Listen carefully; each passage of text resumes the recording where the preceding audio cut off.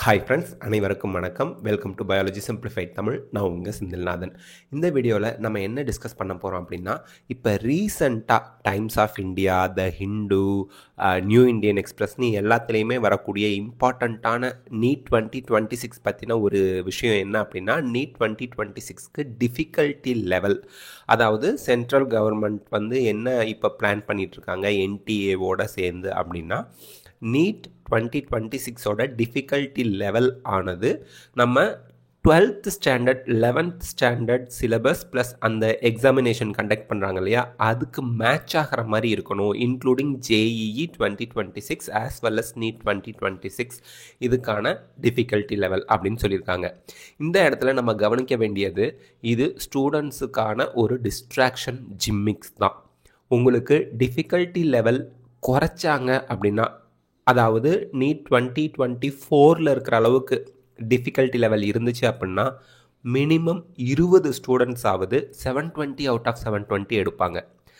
Cut off வந்து 600 மார்க்குக்கு மேலேயே எல்லா கம்யூனிட்டிக்குமே சீட்டு கம்ப்ளீட்டாக ஃபில் ஆகிடும். 2025 இப்போ கட் ஆஃப் மார்க் வந்திருக்க அளவுக்கெல்லாம் மார்க் இறங்கி வராது, ஒருவேளை டிஃபிகல்ட்டி லெவலை குறைச்சாங்க அப்படின்னா. ஒருவேளை டிஃபிகல்ட்டி லெவலை இன்க்ரீஸ் பண்ணிட்டாங்கன்னா, எடுத்துக்காட்டுக்கு நீட் 2025 மாதிரியே நீட் 2026 இருந்துச்சுன்னா, கட் ஆஃப் மார்க் எப்படி இருக்கும்? ஒரு 550க்கு மேலே வாங்கினாலே எந்த கம்யூனிட்டியாக இருந்தாலும் கவர்மெண்ட் கோட்டா வெரி குட் காலேஜ்லேயே எம்பிபிஎஸ் கிடச்சிரும் அப்படிங்கிற ஒரு சுச்சுவேஷன் இருக்கும். இந்த இடத்துல டிஃபிகல்ட்டி லெவலை பார்த்து ஸ்டூடெண்ட்ஸ் பயப்படணுமா வேணாமா? இதுக்கு தகுந்த மாதிரி நம்ம ஸ்ட்ராட்டஜியை மாற்றணுமா வேணாமா? எதுவும் தேவையில்லை. ஸ்டூடெண்ட்ஸ் இந்த இடத்துல பண்ண வேண்டிய இம்பார்ட்டண்ட்டான விஷயம் என்னென்னா, நீங்கள் சிலபஸை கம்ப்ளீட் பண்ணணும். அதே போல் difficulty level easy, moderate and tough, இந்த மாதிரி 3 லெவல்லையுமே நீங்கள் கொஷின்ஸை ப்ராக்டிஸ் பண்ணணும்.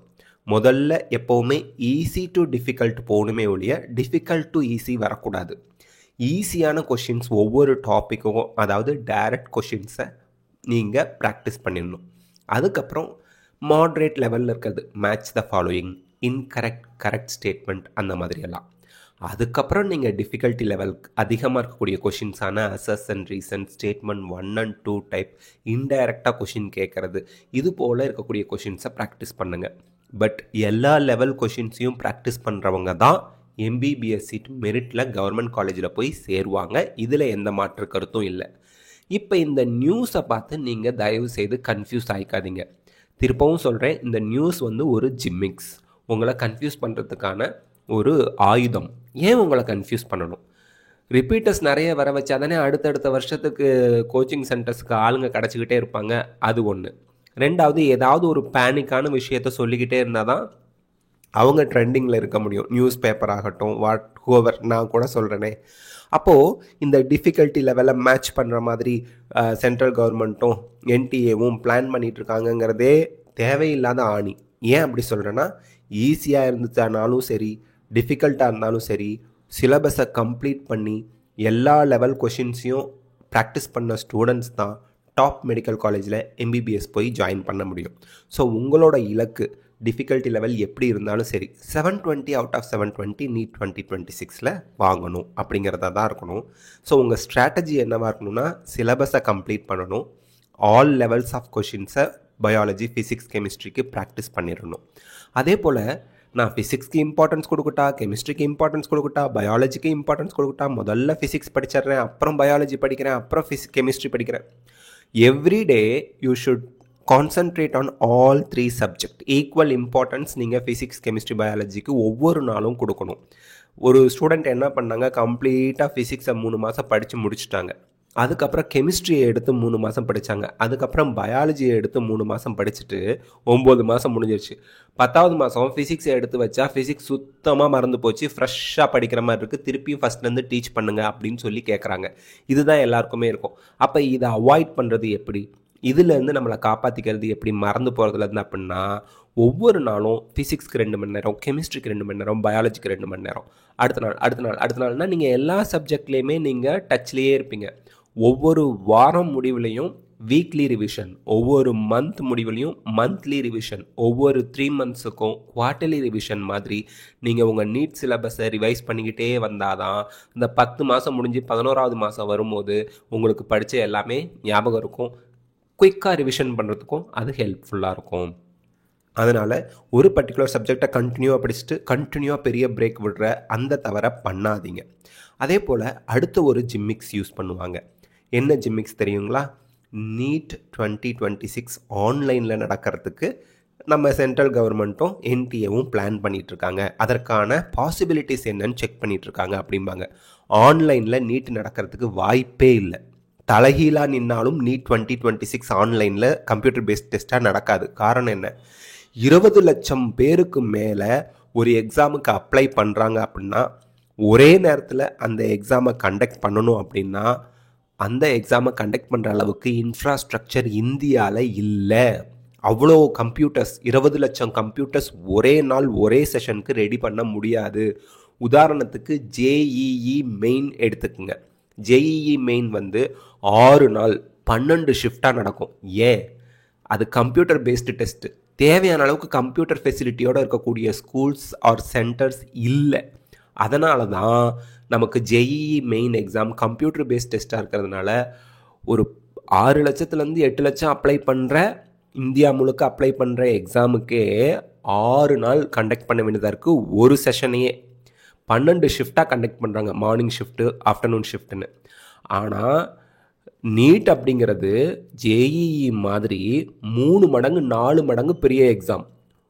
ஒரே நாளில் ஒரே கொஷின் பேப்பர் தான் கொடுக்க போகிறாங்க. 20 லட்சம் கம்ப்யூட்டர் சத்தியமாக கிடையாது. 8 லட்சம் கம்ப்யூட்டரே இல்லை. அதையே 6 செஷனாக கண்டக்ட் பண்ணுறோம். இங்கே 20 லட்சம் கம்ப்யூட்டர் கிடைக்குமா? கிடைக்காது.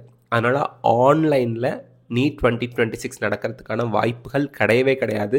இதை நான் அடித்து சொல்லுவேன். ஒவ்வொரு வருஷமும் நீட்டு 2021 சொல்லிக்கிட்டு இருக்கிறாங்க, ஆன்லைனில் கம்ப்யூட்டர் பேஸ்டு டெஸ்ட்டாக நீட்டை நடத்துறதுக்கு நாங்கள் முயற்சி செய்கிறோம் அப்படின்னு ஒவ்வொரு வருஷமும். பர்டிகுலராக இந்த அக்டோபர் நவம்பர் மந்தில் இந்த ஒரு புரளியை கவர்மெண்ட்டே கிளப்பி விடும், சென்ட்ரல் கவர்மெண்ட்டே. ஆனால் பென் அண்ட் பேப்பர் மெத்தடில் தான் நடக்கும் அப்படின்னு ஜனவரி மாதம் சொல்லுவாங்க, அல்லது அந்த அப்ளிகேஷன் ஃபார்ம் வருதில்ல அப்போ சொல்லுவாங்க. இந்த குழப்பத்தில் ஒரு மாதத்தை நம்மளை ஓட விட்டுருவாங்க. அதனால் கம்ப்யூட்டர் பேஸ்ட் டெஸ்ட் கிடையாது. கிளியராக இருந்துக்குங்க. பென் அண்ட் பேப்பர் மெத்தடில் தான் எக்ஸாம் நடக்க போகுது. அதனால் நீங்கள் பென் அண்ட் பேப்பர் மெத்தடில் ஷேட் பண்ணி ப்ராக்டிஸ் பண்ணுங்கள். கொஷின் டெஸ்ட் எழுதுங்க. உங்கள் கோச்சிங் இன்ஸ்டிடியூட்டில் நீங்கள் வலியுறுத்துங்க, பென் அண்ட் பேப்பர் மெத்தடில் தான் டெஸ்ட் வைக்கணும் அப்படின்னு சொல்லி அதிலேயே நீங்கள் எழுதி பழகுங்க. அதுக்கடுத்து ஒரு உருடா புருடா விடுவாங்க. 2 ஷிஃப்டாக நீட்டை கண்டக்ட் பண்ணுறோம். யார்? என்டிஏவும் சென்ட்ரல் கவர்மெண்ட்டும் டிஸ்கஸ் பண்ணுறோன்னு நியூஸ் பேப்பரில் நியூஸ் வரும். அப்படிலாம் வாய்ப்பே இல்லை.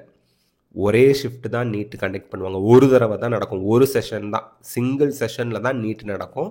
அது 2 செஷனாக ஜேஇஇ மாதிரி நடக்க வாய்ப்பில்லை. இன்ஜினியரிங் ஸ்டூடெண்ட்ஸ்க்கு 2 ஆப்ஷன் கொடுக்குறாங்க. ஏன் எம்பிபிஎஸ் ஸ்டூடெண்ட்ஸ்க்கு மட்டும் ஒரு தடவை தான் சான்ஸ் கொடுக்குறாங்க? இந்த மாதிரி கோரிக்கைகள் எழும்.